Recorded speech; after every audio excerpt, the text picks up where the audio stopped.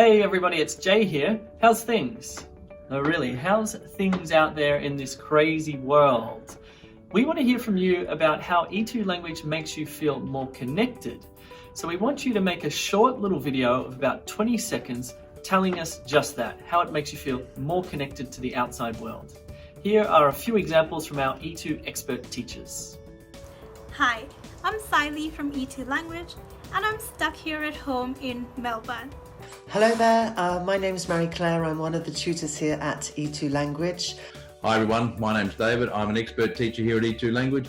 Hi, I'm Nihal from Saudi Arabia and I'm one of students in E2 Language. Hi, I'm Sharon from Nigeria. Studying with E2 makes me feel very connected. Hello everyone, my name is Rohit and I'm from India.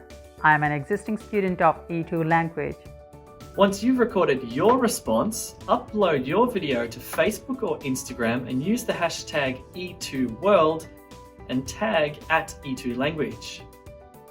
Over the next 4 weeks, we're going to be picking a few of these and sharing them across our social media platforms. And then at the end, we're going to make a cool little mashup video. So please do send us through your video.